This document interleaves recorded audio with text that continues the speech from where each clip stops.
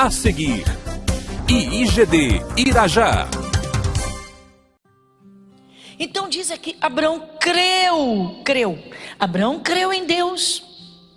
E isso lhe foi imputado como justiça. Podemos dizer então que por Abraão ter ouvido Deus e não ter duvidado de Deus e ter agido conforme o que Deus lhe falou, ele foi considerado justo? Será que é isso? Sim, exatamente isso. A base para todos é a palavra, mas Deus reparte a cada um conforme Ele quer, ou conforme Ele vê, conforme Ele sabe. Então Deus ele vai trabalhando no seu povo para que todos os seus filhos saiam dos sofrimentos, para que saiam primeiramente dos pecados, para que aquele que está em necessidade, ele tenha as suas necessidades supridas em glória, para que aquele que está envergonhado tem agora uma dupla honra. Tudo que está na palavra é para o seu povo. Isso aqui é testamento, irmãos. Isso aqui é testamento. O cristão tem de encontrar, ele tem que se encontrar dentro da palavra. Ele tem de encontrar sua parte. Ele tem de encontrar sua comida. Ele tem de encontrar as águas purificadoras. Ele tem de encontrar as armas espirituais. Ele tem de encontrar o seu tesouro. Então, irmãos, por exemplo, a forma de orar. Você já viu que algumas pessoas chegam para o entendimento da palavra, já religiosas evangélicas, e tem uma forma de oração que não tem nada a ver com aquilo que Jesus ensinou? Por exemplo, na oração do Pai Nosso, Jesus ensina, a primeira palavra da oração em si é Pai. Porque Jesus disse, quando orardes, dizei, Pai, Pai nosso que estás nos céus. Por que nosso? Porque o pronome coletivo. Porque ele ensinou aos discípulos, a um grupo. Se você vai orar sozinho, você vai dizer, meu Pai, sim ou não? Pronto. Você entendeu. Se você tem um pai que é o dono do ouro e da prata e ele é teu pai, por que você passa necessidade? Tem de haver alguma coisa, não? Sim ou não? Pronto. Então já é para questionar. Só na palavra pai você já para refletir. Mas as pessoas não se interessam em aprender, irmãos. Eu aqui passo uma luta que eu chamo todas as pessoas que se convertem, que vêm de outras denominações já convertidas. Eu digo, gente, olha, escola bíblica, escola bíblica, escola bíblica. Quer ver outro erro? A pessoa quer prosperar, mas só fala abobrinha, meu irmão. Vai viver comendo, só fala besteira, meu. Só fala besteira. Ah, que tá difícil. É a crise. Meu Deus, pastora, faz oração muito forte, mas muito forte, porque a crise está brava. Mais brava está a voz da crise do que o pedido da oração. Será que a gente entende isso? Toda pessoa que confessa os medos, a crise, a doença, essa pessoa nunca vai sair dessas prisões. Ela tem que primeiramente se libertar espiritualmente e dizer, não, eu agora sou de Jesus. Eu agora tenho Deus da criação como meu Pai. Essa foi a minha maior alegria quando eu entendi a oração. A maioria dos cristãos, a maioria faz rezas. Só sai da metodologia da reza idólatra e passa para a metodologia da reza evangélica. Tem misericórdia de mim, tem misericórdia de Jesus, se eu souber que eu mereço, Jesus tem compaixão, Deus me ajuda, Deus me ajuda, Deus me ajuda. E Deus diz, sai dessa metodologia estúpida. Então, irmãos, atenção. Irmãos, eu não abro mão disso. Escola bíblica, irmãos. A melhor coisa é você sentar-se aos pés de Jesus, como aquele povo fazia ali à beira do mar da Galileia. no Monte das Oliveiras, sentar e ouvir a palavra de Deus. Até aquilo que você já conhece. De repente Deus te abre uma novidade ali. Ele te abre uma luz. E de repente aquela luz fica mais forte. E você diz, entendi. Deixa eu contar um caso para vocês. Eu estava ali na Clairemont de Melo. E uma senhora veio me pedir ajuda para uma vizinha. E disse, pastora, a minha vizinha funcionária pública, ela está num momento inativa, porque foi tomada por uma depressão profunda. E essa depressão tem duas razões, mas a mais forte é o filho. O que houve com o filho? O que aconteceu com o filho? Ela tem um filho de 9 anos de idade. O esposo morreu, faleceu, infartou repentinamente. Ela é evangélica. E o menino entrou em depressão, mas num quadro depressivo tão violento que o garoto não aguenta sair de casa, não vai para a escola, com 9 anos de idade. E agora ele começou a ver o pai dentro de casa. E ela é evangélica. E o menino foi criado na igreja. Foi criado numa igreja. Falei, o caso é grave. Porque quem morre não volta aqui na terra. Quantos sabem disso? Todos têm certeza? Na carta aos Hebreus, no capítulo 9, não mexa na sua Bíblia, por favor. Se você te quiser anotar, anota. Mas não mexe na sua Bíblia. Ainda não. Na carta aos Hebreus, no capítulo 9, no versículo 27, o Espírito Santo revela e diz que aos homens está ordenado. A ordem de Deus é uma vida, a morte, ressurreição para o julgamento. Aos homens está ordenado morrerem uma vez. Depois disso virá? Então diga o juízo final. É o tribunal de Deus. Então não existe essa coisa de reencarnação, tá? Embora seja uma doutrina aparentemente inteligente, tá? Parece que é, mas a Bíblia Sagrada te diz, não é. Então é astuta, não é inteligente. Então, atenção. Bom, e aí a vizinha disse, pastora, eu estou fazendo de tudo que eu posso para trazê-la aqui. Será que a senhora conversaria com ela porque o caso do menino é grave? Eu falei, claro, com certeza. Nem que eu tenha que cancelar algum compromisso, mas você pode ter certeza que eu vou tirar um tempo para conversar com ela. Ele pediu, traz na hora do almoço, que é intervalo de culto, a gente conversa e depois ela fica para o culto das 2. Prepare para isso. Pastor, eu vou me esforçar. Por amor de um filho, o que uma mãe não faz? Ela relutou, porque tem a igreja e tal. Tinha a igreja dela e relutou. O menino nesse estado. Bom, primeiramente, é claro, oramos por ela. Colocamos o nome dela diante de Deus, oramos por ela e pelo menino. E o Senhor Deus visitou, ela conseguiu vir à igreja. Bom, o que eu fiz? Pedi a uma obreira que ficasse com o menino. Menino lindo, irmãos, 9 anos de idade, super bem tratado, mas os olhinhos assim assustados, acuado. Você via a opressão no menino. Mas eu tinha que conversar com a mãe primeiro. Não ia chegar orando o garoto. Primeiro eu vou conversar com a mãe. Para ver onde é que está a brecha. Que negócio é esse? Falta de entendimento. Bom, aí o que aconteceu? Uma mesa, essa mesinha plástica, uma mesa. Eu pedi que ela se sentasse. Pedi a uma obreira aqui, uma menina que ficasse com o menino. E aí eu me sento e começo a ouvir. Primeiramente falei, fala, conta tudo para mim. O que está acontecendo? Fiquei contando, né? Do namoro, casamento, que foi uma bênção, tarará. Aí depois o marido caiu muito doente e tal, e melhorou, e tal. Ou seja, o espírito de enfermidade já estava na família, mas aí foi. Bom, e aí de repente ele fica doente, melhora, até que, infartou e morreu novo. Foi embora. O menino entrou no quadro depressivo, porque ele tinha um amor muito profundo pelo pai. O pai era muito amigo do filho. O diabo é sujo demais, gente, é nojento demais. Claro, ele vendo aquele amor da família, o marido amava a esposa, amava o filho. Então o diabo deu o jeito dele lá de destruir a família. Não podia separar, então atacou com a doença. E depois a morte. E o menino então se trancou no quarto e saudade do pai. E o diabo se aproveitou disso.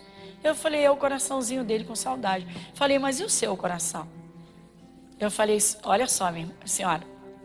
Normalmente a pessoa que tem um filho tem muito medo de perdê-lo. Irmãos, quando eu falei isso, só falei isso. Geralmente quem tem um filho tem muito medo de perdê-lo. Irmãos, A mesa voou longe. Pá! Pá! A mesa voou longe. Estava ela de pé, manifestada, mas violentamente. Conversando, sentada. Só falei isso. Geralmente quem tem um filho só tem medo de perdê-lo. Medo. Onde é que estava a porta?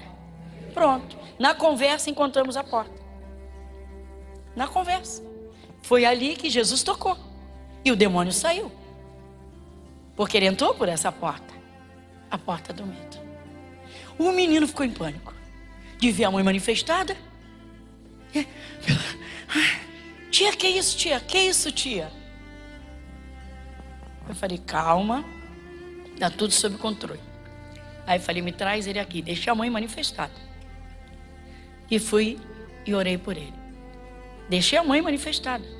Deixei o demônio ali de castigo. E aí falei assim, filhinho, presta atenção.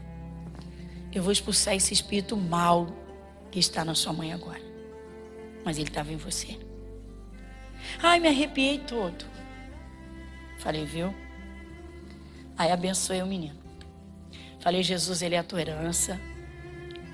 O mal entrou pela porta do medo da mãe. E aí disse, no final nós vamos conversar. Que eu ia explicar para ele que não era o pai dele que ele estava vendo. Muito bem. E aí, fiz a libertação. Conversei, fiz aquele demônio que estava no garoto pegar tudo que tinha colocado, aquela coisa toda. E aí expulsei o demônio em nome de Jesus. Mas não tinha um só não. Tinha alguns demônios. Bom, a mulher ficou liberta, não entendeu nada. O que aconteceu comigo? O que aconteceu comigo? Onde é que eu fui? Falei, a senhora teve uma manifestação. Mas eu sou evangélica há mais de 20 anos. Falei, isso não quer dizer nada. Mas eu nunca manifestei, isso não quer dizer nada. A senhora tinha uma porta aberta. Botei ela sentada, trouxe o filhinho dela, botei do meu lado, segurei e fui conversando com ela e ele ali do lado. Falei, a senhora tinha uma porta aberta, a senhora tinha pavor de perder esse menino. E ela caiu aos prantos. É verdade, eu nunca confessei isso para ninguém, eu nunca falei isso para ninguém, eu nunca falei, só falei isso. Senhora, em regra, quem tem um filho só tem medo de perder, só falei isso. Ela chorou, eu falei, a senhora vai ter que perder esse medo, sabe por quê? Foi esse medo que abriu a porta para atingir o seu filho. O diabo levou seu marido, queria levar seu filho. Aquele demônio queria matar o garoto, ele iria matar. Por quê? Porque a porta era o medo. Ela tinha medo de perder o filho. Bom, resumindo os fatos, tá? Cumpriu-se o que a Bíblia diz, a palavra de Deus diz que maldição sem causa, ela entendeu. Eu falei, agora a senhora tem que se encher do Espírito Santo de Deus e aprender a confiar em Deus. Aprender a confiar. A palavra-chave para a senhora é: a senhora vai procurar entender a palavra, se encher do Espírito Santo de Deus. Isso ela não sabia. Infelizmente, alguns irmãos nossos tradicionais não dão atenção ao Espírito Santo. E aí se perdem em doutrinas de igrejas. A doutrina é da palavra. E a palavra é quem fala do Espírito Santo. O cristão tem que se encher do Espírito de Deus. Todo cristão tem que se encher do Espírito Santo. Mas ele tem que se encher de confiança em Deus. Confiar. Isso pode acontecer com qualquer um, irmãos. Pode estar acontecendo. Uma pessoa que... Fica à vontade para pegar. Uma pessoa, atenção, uma pessoa, tá? Que é de Jesus e tem medo de perder um marido, de perder uma esposa, de perder um filho. Essa pessoa ainda não aprendeu a confiar em Jesus. Ela ainda não está plena de Jesus. Ela ainda não está cheia de Jesus. Esse medo é a porta, é por ali que o demônio vai entrar. Essa pessoa também não alegra o coração de Deus, porque ela não confia nele. Ela entristece o seu coração. Toda pessoa que não aprende a confiar em Deus, ela entristece o coração de Deus. Aí entra um ponto-chave. Por que algumas pessoas se convertem e não entregam o dízimo daquele pouco que ganham? Porque normalmente quem chega para Jesus chega arrebentado. Porque não confia que está entregando nas mãos de Deus. Não entregando, não obedece. Não obedecendo, não recebe a bênção. Esse é um ponto-chave pelo que muitos evangélicos não prosperam. porque não aprendem a confiar em Deus, não aprendem a fazer do Senhor Deus a sua fonte, o seu socorro, mas também não aprendem que Ele é o Todo-Poderoso e que estando nas mãos dEle, essa é a maior segurança. Muita gente se converte, irmãos, e não aprende, não entende, e escuta, mas não entende a simplicidade das coisas de Deus. Então, atenção. Abra sua Bíblia no Evangelho de João, no capítulo 6. No capítulo 6, acima tem um título. Qual é o título? A multiplicação dos... Dá uma paradinha. Eu acho que é o que todo mundo precisa na vida, é uma multiplicação da sua fonte de renda, não é? Sim ou não? É o que todo mundo precisa, não precisa? Muito bem. Eu vou ler, você só acompanha com seus olhos, porque eu vou dar as paradas. Depois disso partiu Jesus para o outro lado do mar da Galileia, que é o de Tiberíades. E grande multidão o seguia, porque via os sinais que operava sobre os enfermos. E Jesus subiu ao monte, assentou-se ali com os seus discípulos. E a Páscoa, a festa dos judeus, estava próxima. Então Jesus, levantando os olhos e vendo uma grande multidão vinha ter com ele, disse a Filipe: onde compraremos pão para estes comerem? Mas dizia isso para o experimentar. Agora você vai ler comigo. Porque ele bem sabia o que havia de fazer. Parado.